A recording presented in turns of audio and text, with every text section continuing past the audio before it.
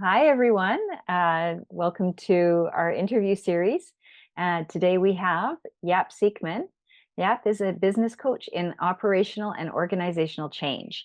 With 30 years experience in engineering, operations, lean and quality systems, Jaap, pronounced Yap, the J sounds like a Y, helps mostly blue collar business owners change their organizational structure, management practices, and work processes. Outcomes include vastly improved operational efficiencies, retention, reduced stress, improved work-life balance for the owner and for older owners, and improved value and sellability of the business. Jaap is married, has two young adult-aged children. He stays active by going to the gym, fencing, running, cycling, kayaking. He plays drums and djembe. You'll have to correct me if I pronounce that incorrectly. Jambe. Djembe, okay, and is an avid reader. Jaap is a volunteer advisor with Catalyst Plus, supporting business and community organizations in developing countries with Canada's First Nations. So that's really, really incredible. Today we'll be talking about how Jaap helps his clients change how they run their businesses and overcome the hurdles that keep them from growing. So good morning. Good morning, Jaap. Yeah. Good morning, Welcome. Christine. Yeah. Being a business coach seems very different from being an engineer. That's like two ends of a completely different spectrum. How do you do that? Yeah, I get that question a lot. So I'm a mechanical engineer by education, professional engineer, non-practicing now in BC. Worked in all kinds of industries as an engineer, in engineering management, operations management. But over all those years, I've done a lot of project management and in lean or continuing improvement, quality systems, all that kind of stuff. Had many different jobs, and so a wide exposure to different things. Started doing other things as well, and at one point started coaching people, individuals, and I learned that I actually like educating people, and that I had gathered a huge toolbox that people were missing. And so 5 years ago, when I was thinking, okay, what am I going to do with the next 10 years of my life? I decided to become a business coach. And so that's how that happened. And it was quite a natural transition. And so far, it's been awesome. No, fantastic.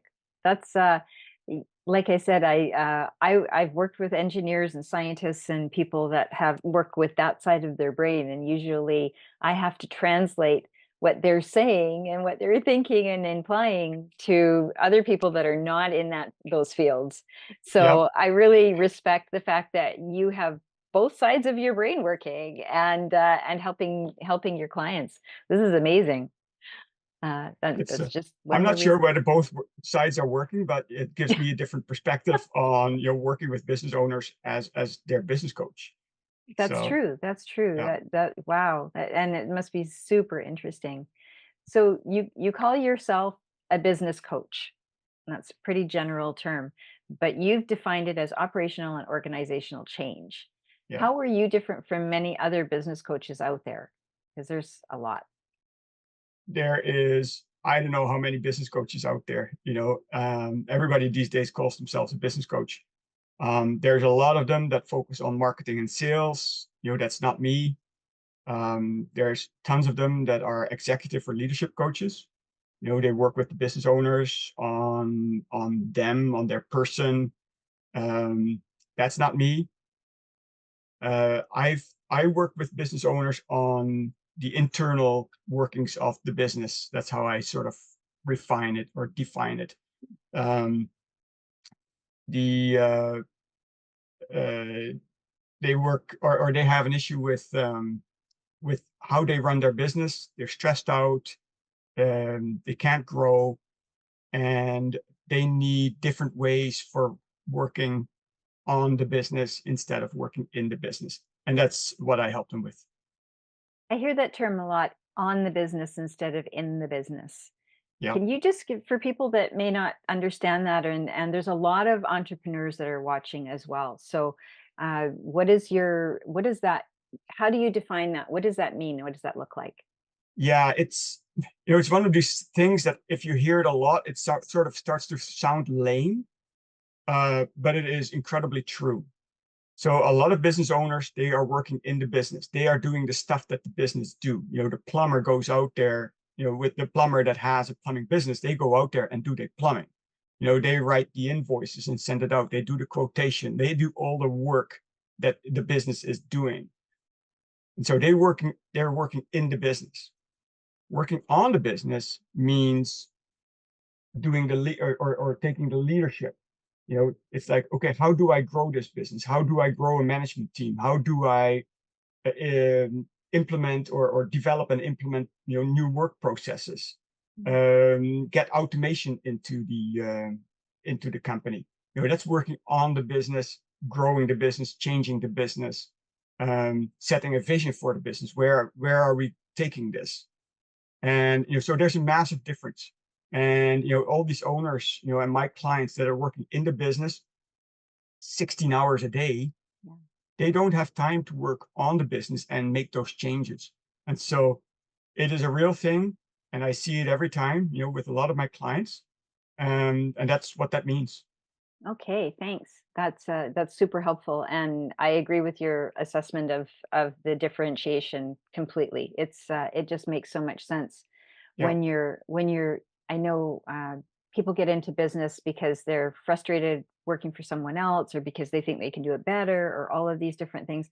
They have very worthy goals for their business, but then they go back to pulling wrenches, or they go, and they yeah, can't get from they that spot out, and sometimes they don't even see a way clear to that. So having yeah, someone like yourself that has done it a lot and helped a lot of other people do it, that's the magic right there of what you bring. So that's really great. I really respect what you're doing, and it's really necessary. There's a lot of people that need that. yeah. um, so speaking of the people that need that, what is your main who is your main target market? What companies have you worked with, and what companies do you help? Yeah. So with my background in manufacturing operations, construction related things, I work best with blue collar businesses. So that is construction, manufacturing, trades, um, cleaning companies. I Mm. worked with a bakery. I worked with an engineering firm, although that's not considered blue collar. It's more white collar. Um, but those are the businesses that I work best with in terms of size, 5 to 100 people, 1 to 10 million revenue. That's sort of, and basically throughout Western Canada, although mostly as a volunteer, I've worked with organizations, throughout the world. And, Mm. these days with Zoom, you can do that. Um, but with companies that are sort of, limited to Western Canada, I work with them in a hybrid fashion. So usually I fly over for, say, a 3-day discovery session where it's 3 days of brainstorms, group sessions, all that kind of stuff, where we sit in a room and do all this kind of stuff together. And then after that, we follow up weekly, bi-weekly, monthly, through Teams, video call. And that is a really or that is a model that works really, really well. Yeah, I can see that Yeah, as being less intrusive on everyone's time too in the business, yeah, at the business, because they're not having to travel to a meeting. yeah, They're not having to drop everything, and except for making sure that they have that concentrated time with you, so yeah, they're getting the most value out of that time, yeah, so that they're exactly. not distracted. So, and Zoom also, thankfully, it's a platform that allows for people to be less inconvenienced for the things that they need to get done in their Yeah, business. So yeah, it's really, really great. yeah, Um, what are your clients' biggest challenges? I can see for a lot of trades, there's just so many things come up when I think about the trades and how their business is a slightly different. Um, it's still a business, and it still has all the things that any business has, but they have unique challenges. So what kind of things are you coming up against? Or are they coming up against that you're helping them with? Yeah, I'm actually not sure whether those are unique. Um, but generally my clients, they're blue collar business owners. Their problem is, or their immediate problem is not more sales. They have found their niche. They are busy. They are getting, their orders, and their revenue. But their problem is that as a person, they're overworked. They're stressed out. They, they have all this, or this revenue coming in, or the opportunities for revenue, but they can't grow. The business is completely reliant on that owner, and she is already working 16 hours a day, so they cannot spend more hours, and that's the only way to grow the business in their current model. So they need to find a way to change how they work in order to grow that business. So that's most of my clients. Some clients, they're in that mode of working too much, but they actually want to work less. They want to start going towards semi-retirement or retirement and sell the business. And if you have a business that is fully reliant on the owner, and in particular when there is a high level degree of knowledge between the ears of the owner, then that's a business that is either not sellable at all, or it's very difficult to sell, or you can sell it at a very, very low price. Or if you sell it, the new owner finds out, okay, I cannot run this business, and then they close the door 6 months after. And that is unfortunately a scenario that happens quite often. Mhm. And so, that is a scenario where I can step in, work with that owner to change and reduce that reliance of the business on the owner. And then, that would help improve the value of the business and improve the sellability. Yeah. That's So, that's a lot. It's a lot. And it's a lot for people. I know personally, I've spoken to a couple of people in the trades, and they say, I know how to do what I do with my hands. I know how to do the work. I know how to do all of that stuff. yeah, But being strategic, or as soon as I try and think about how I can separate myself from my business, I go into overwhelm of how can I possibly do that? yeah, And then they just put it off, or they push it away and push it away, and next thing you know, they're coming up on 65, or some age that they have in their mind that they really wanted to retire at, and they're not able to do that. yeah, That's the really scary part. So catching people way before that time is going to be super critical for them, and getting them connected with you to be able to help them. you know how can I even do that? I don't even know what the first step is. yeah, no, And exactly. yeah, yeah, and Yeah, there's so many different ways it can go, and then as soon as you think about it, the phone rings and there's another customer. All of these things are going on all the time yeah, for them. So yeah, especially in the trades, sometimes there's the emergency services calls, right? I mean, there's no end to work in the trades, especially here and now. So yeah, yeah, yeah. it's No, it's quite the tough. thing. Yeah. So, can you tell me a success story of a client that you helped that was able to successfully work on their business instead of in their business? You know, you don't have to. I don't want you to say names or anything of your Nope. clients. I don't want any disclosures, but please, kind of walk us through, how they started, and what your successful outcome was for them. Yeah, success story.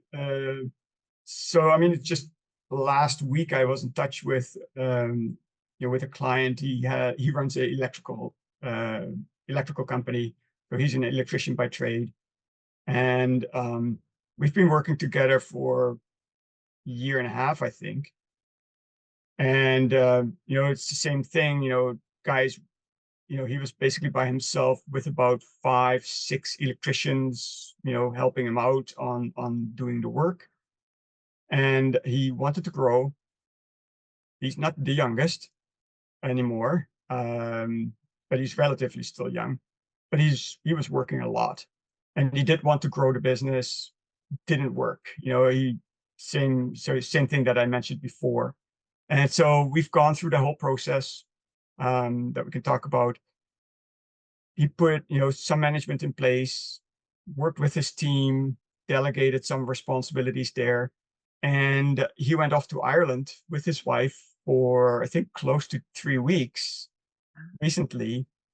Got back and connected with me again, and I said, "No, how many issues did you encounter when you got back?" And he's like, "Everything was fine."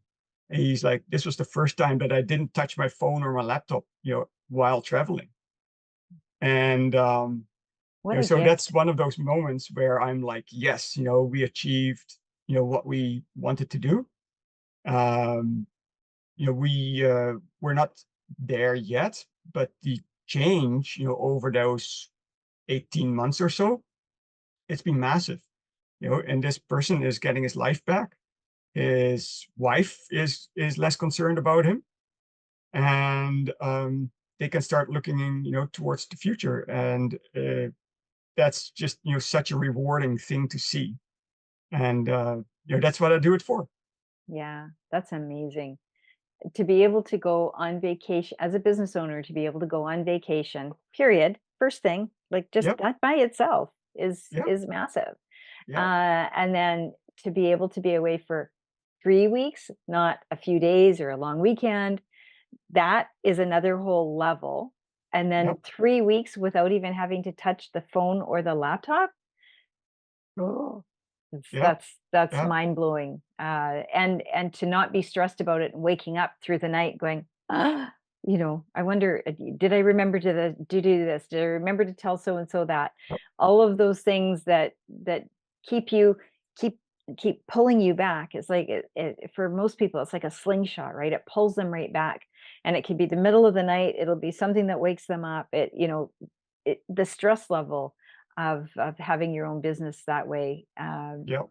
is pretty overwhelming, and to be Yeah. able to get somebody out of that successfully so that they are actually going on vacation, enjoying the vacation, and not worrying about the business.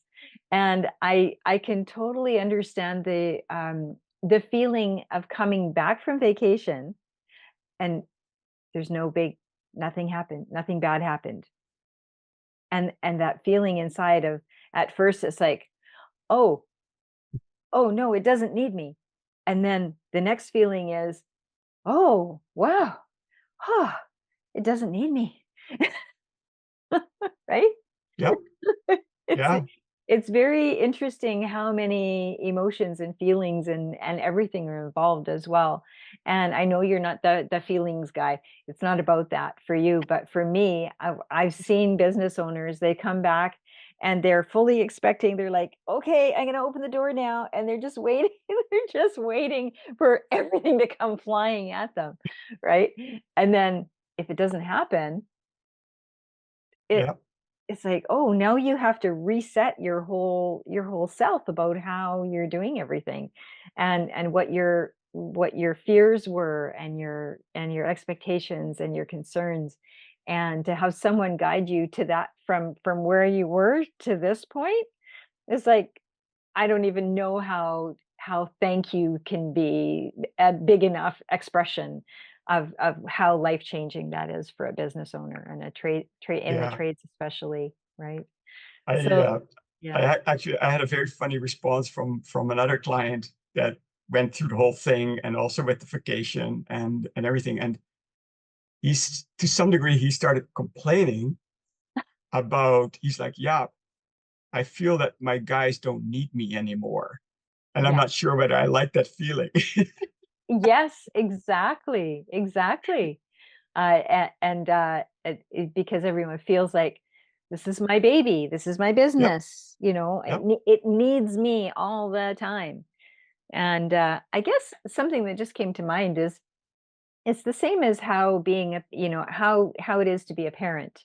Your Hmm. your ultimate goal is to grow your children to be independent, to be, thinking logically thinking, thinking about things, and how do they grow themselves, how do they, to be independent, right? Yeah. And if you've done your job and they leave the nest and everything is good and they have a great life and they're, happy with what they're doing, and they, have families and do all of those things, and then it's like, oh wow, then you can stand back and say, hey, I did it. I accomplished that, right? I Oh, did that for them. And they're now, successful human beings in their own right.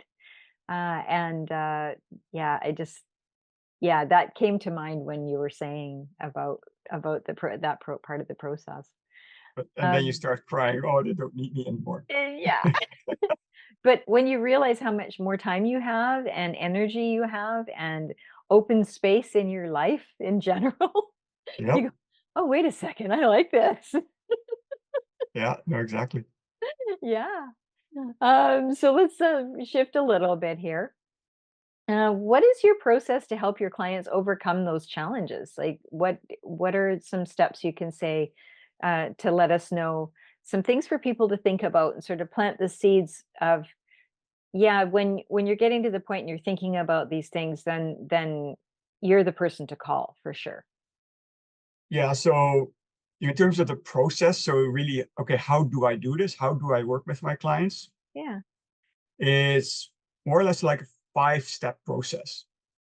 Um, we're starting off with it's like a discovery retreat. I mentioned earlier, I'll fly somewhere if it is remote for a 3-day, on-site, retreat where we sit together with different teams, um, going through a three-step discovery process, which is very similar to when we go travel. And so what do you do when you want to go somewhere? You pull up your phone, you start Google Maps, and you type in the destination. You confirm or you type in the starting point, and then Maps comes up with a roadmap for getting you from A to B. So that's exactly what we do.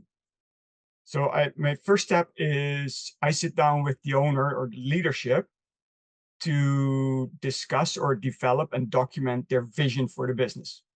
The very first question is, what's your BHAG? What's your big, hairy, audacious goal?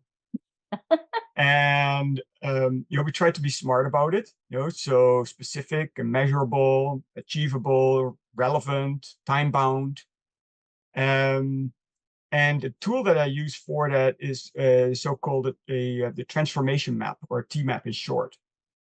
It's a format that I learned about many, many years ago when I was working for Philips, Leadlight at the time. And it's a one-page, you know, visual for, the vision of your business or your organization, your department, whatever that is. And, a lot of my, or most of my clients are visual. A lot of people are visual, and in particular in blue collar industries, they're all technical people. And, looking at a one pager gives you a very quickly a good overview of, okay, what is the plan of the owner here? So we start off with the BHAG. We then translate that into goals that are 2 or 3 years out, because that's sort of, that is close enough, to make it to make it more specific. Um, and then we break it down in shorter term goals. But that's, having a vision for the business, that's the step number one. So now we know where we want to be. Then the second question is, okay, where are we right now? So we do a few things there. First of all, we start with the org chart, the organizational structure of the business as it is right now. Quite often, it doesn't exist at all. Sometimes it's like, oh yeah, I got an org chart, and they pull something out of a drawer and it's 5 years old. Or yes, I have an org chart, and we go through it, and I ask questions related to accountability versus responsibility, and what is the difference? And then when I ask questions, okay, the people that are in your org chart, are they accountable for their part of the business? And then quite often the answer is, well, no, not really. And so then the org chart actually changes. And so we change the org chart as it is. So now we know how the org chart looks like. We do a process map quite often. visually mapping out how the job order or the job execution process looks like. Talking about all the handovers from one person to another, because that's where often mistakes happen. We talk about the systems that they're using, the different tools, any weaknesses that we know about. So that's a process map. And then we do something that is probably my favorite, and that's an open brainstorm about everything that is wrong in the business, that doesn't go well, all the complaints that people have, all the things that people would like to, have better. And I do one of those brainstorms with the management team, but then I also do one with the guys, the shop guys, the electricians, and with those we don't have management in the room, so they can freely and openly talk. And those open brainstorms, they are awesome. They are absolutely awesome. Sometimes there's a little bit of reluctance, in particular from the shop guys. They need to understand what it is that we're doing and or how this works. But then once it starts, they open up. And sometimes I have to do sort of crowd control because they are so engaged. They're all talking, and it's like, okay, guys, calm down, calm down. But these open brainstorms, they help all of us to get a really, really good picture of all the weaknesses within the business. And if I may, the most interesting finding that I have out of these, or having done these for now several years, is that when I start talking with a new client, a new business, quite often the owner or the management team, they have certain complaints, let's put it that way, about the staff. Either they're not loyal, or they don't seem to care, or they don't follow the process, they have quality issues. But then when I talk to the shop guys, I find these guys, they're dedicated. They want to do good. They want to do a good job. They want to do a better job. They're proud of their work. They want the company to do well because they understand that if the company does well, then that's good for them. There's just one problem, and that's the management. The management is in the way for them to do their job.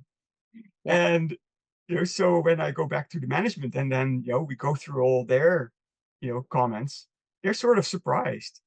But I say, the good thing is that you guys are aligned. There's no misalignment here. Everybody wants to do a better job. We just need to find a way, how to do that. And so when I started realizing that, I was like, this is incredible. So with those three activities, we have a very good understanding of where the business is at the moment. And then the third step during this whole discovery thing is to basically collect all the findings and put them in a massive action list or project improvement list. And so now we have everything that we have addressed of what we want to achieve, where we are not working really, really well, and that we want to work on. So that's a long list. People are always getting overwhelmed. It's like, oh my gosh, how are we going to do this? And so I always have to reassure them, don't stress out. This is not a 2-week job. It's not a 2-month program. This can take 2 years. Not everything is evenly important. So let's start talking about, okay, where do we start? And so we will identify, the top 2, maybe 5 topics that are most urgent and most important. So prioritizing that the things that we start working on. So we have a vision, we know where we are, and we have an action plan. Right? So that's the very first step. That's the whole discovery phase. Then step number 4 is taking the things that are low-hanging fruit.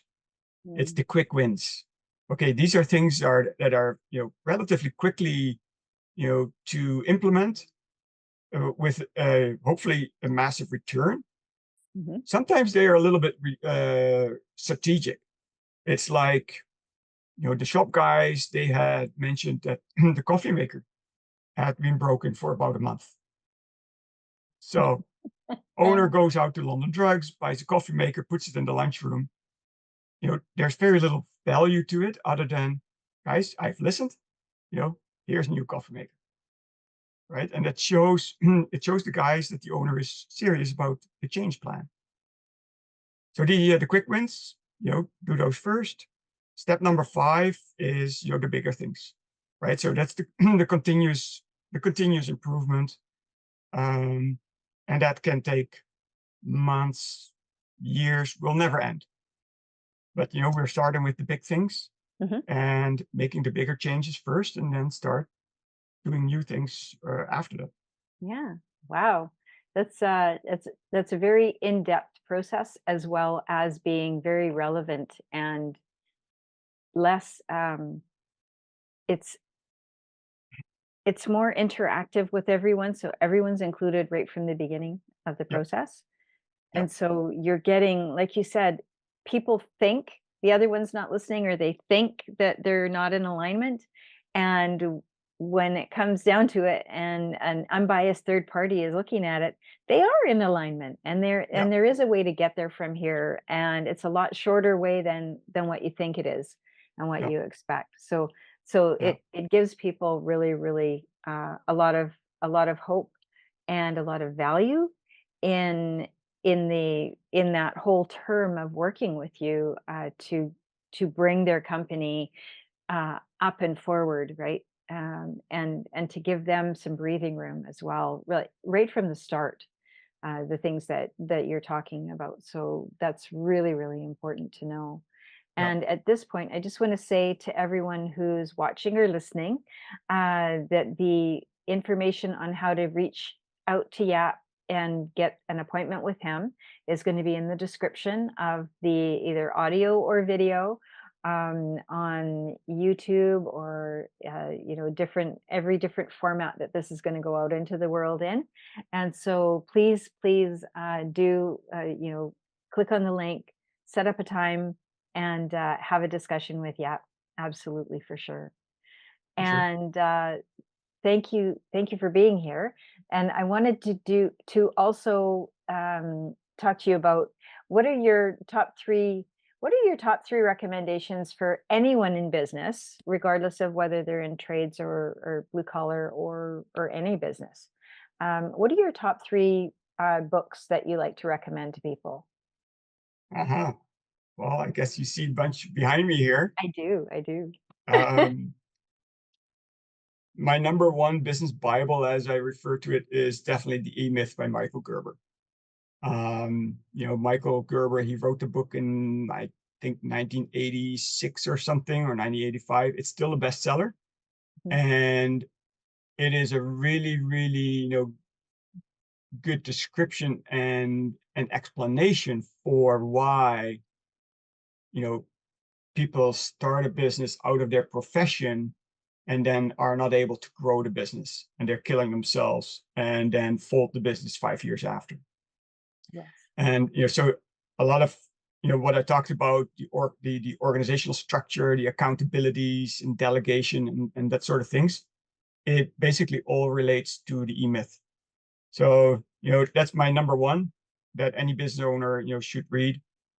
The second one is a little bit more technical, but it's The Goal, um, by Elia Goldrath, I think. Yeah. Um, it is also from the 1980s. It's mostly related to manufacturing assembly companies, although it is applicable to every business. But it's really talking about constraints. Um, why or yeah, why that is a company not able to produce more? How to identify the one component that's holding up everything else. Great book, easy read. And then I would say the third is The Supervisor by Hugh Alley. Hugh Alley is a local, BC. He's a specialist on lean in manufacturing environments. Mhm. Um, and he has talked in his book about the incredibly important role of the supervisor, which on itself is, I think, a role that is in many cases is undervalued. but the way that you describes it, it's like the supervisor is the guy, or the guy, male, female, or whatever, is the person that is actually executing your mission. It's the person on the shop floor who looks after the shop people and makes them to get the things done that need to be done. And so if you understand that role, you know, properly, you train the person, you have the tools and everything in place, your shop becomes a well-oiled, running machine. Not having supervisors, or having supervisors that don't understand their role, don't know what it is, what it means to be a supervisor, it remains a struggle. And very interesting thing that I've noticed a few times. When I, for example, talk or ask the supervisor at a client's company, like, how did you become the supervisor? And he's like, well, the owner, or it was the general manager, he walked up to me one day and he's like, do you want to be the supervisor? And sure. And then what? Did you get a job description? Did you get training? Did you get mentoring? Did the others, were the others told that you are the supervisor now and what that means? He's like, no, not really. So situation like that's not really gonna work. And so Ali, in his book, The Supervisor, he describes that whole process and what's needed, and it's been super useful and worthwhile. So Wow. Yeah. And those were the, I'll put the links to those books in the descriptions as well. sure, So that people can go ahead and start educating themselves a little bit more on and it'll help also. All three of those books, I'm very familiar with them, and all three of those books will also help people go, ah, that's where I'm going wrong with that, or yeah, that's why me and so in my one of my employees are clashing all the time, right? Or things like that, and you go, oh, now I get, now I see. yeah, Right, because they're in and it so deep, they're not able to come up and out and over top to see what their role is actually, yeah. you know, And it's very interesting because you got the books, which provides us all the theory. mhm, Um, I never know, exactly what's gonna ring a bell with my clients. And so I was with a manufacturing company in the interior, you know, uh, at the beginning of last year, and I brought up the training matrix that Ali has in his book. And basically, it's just a matrix of all the people in your business and all the things, all the workstations, the equipment that require training. mhm. And then in the matrix itself, it identifies, to what level everybody is trained on these, or whether they are not trained at all, or whether they require training. And so I just showed that, not thinking much about it. And these guys, they went ballistic. They was like, oh my gosh, this is the greatest. This is what we need. And we can use this for safety training as well. And then so they implemented the whole thing, and they started using that as their guide for cross training and bringing people up. And then they also started using this for that was another client. There was an electrical company, um, different electrical company, but they also started this, or they started using this for identifying the charge out rates for different people, because they had Ah, different levels of training. And so everything got together, and I'm like, oh my gosh, this is an unintended consequence, but a positive one. yes. I like those So positive unintended consequences. I live for them and I celebrate them yeah, whenever I'm speaking with companies as well. yeah, It the amount of, I want to say, juice you get out of identifying those wins, and especially the ones that nobody's expecting. And everybody just opens right up.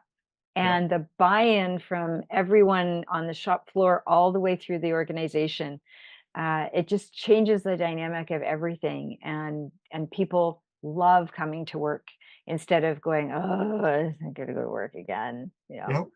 and when you can change that dynamic, everything changes in the whole company, in the whole Oh, business, massively.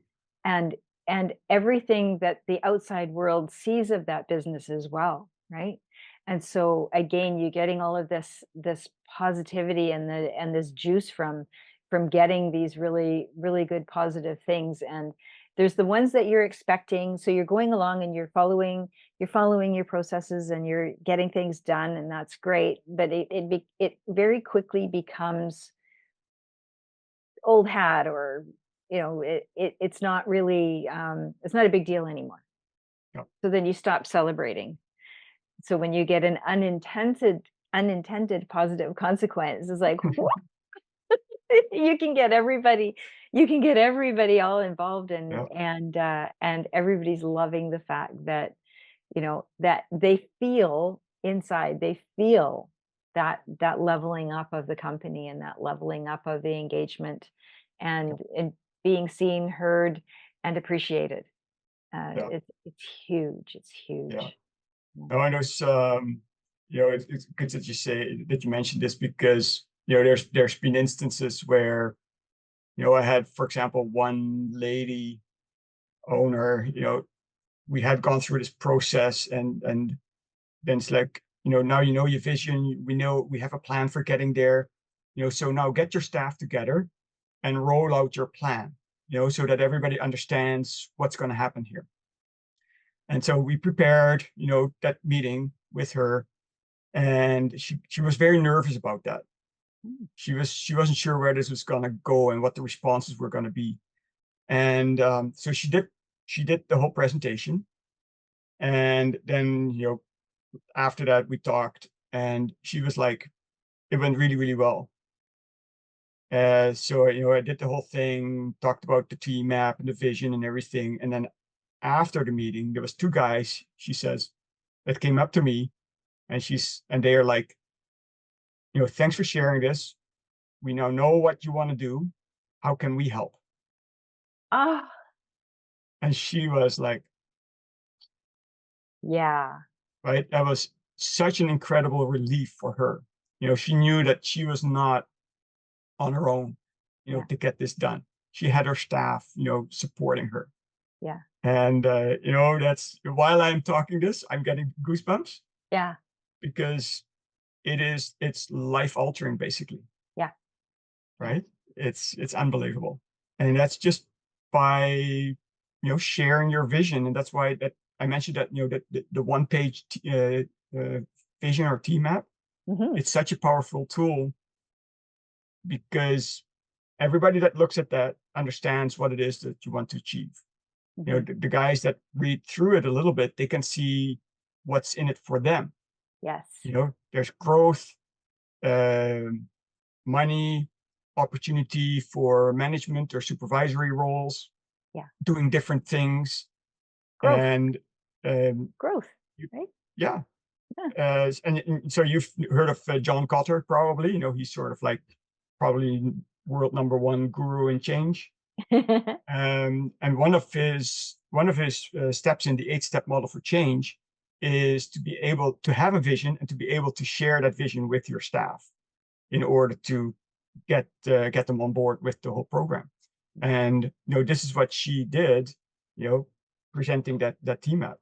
You get that Wow. you get that buy-in. So yeah, fantastic environment or experience. It really must have, like, the amount of relief she got getting that kind of validation from those people, and not just one person, two people, Yeah, right? To be able to know that, okay, now we've got pillars, now we've got people to work with, to to say we've got our first adopters, our early adopters. And so because yeah, of that, now when they're down on the shop floor, or they're out with the team on the road, doing whatever they're doing, they've got they feel like ownership as well. They own their role, they own the responsibility good outcomes and quality work and Yeah. all of those things, but they feel it themselves. It's not because somebody said you have to, right? No, Uh, exactly. and being able to be that it's I want to say self-actualization kind of thing, to have that and to be given permission, right? To be a leader in the company, even if you're not a leader, right? You're a Yeah, leader exactly. for because you have pride in what you're doing. You have pride in the No, company you're working for. And those things just you can't buy that. You can't buy no, that. no. You have to let people know that it's okay to be that way. Yeah, and involve them in the whole process of process improvement, right? Yes. Yeah. Anyway, Yeah. Thank you so much. This has been just it's been very refreshing, and there was a number of times I got goosebumps as well while you were letting all of us know about what how your process works, how you've helped previous clients, and how you're still helping clients now, and being able to help them get what they really need from their businesses, which is success and freedom and get their life back. absolutely. Yeah. Well, Thank you thanks so for much. having me, Christine. Oh, yes, and I'm sure we'll be talking again very soon. Absolutely. Okay. Thank you.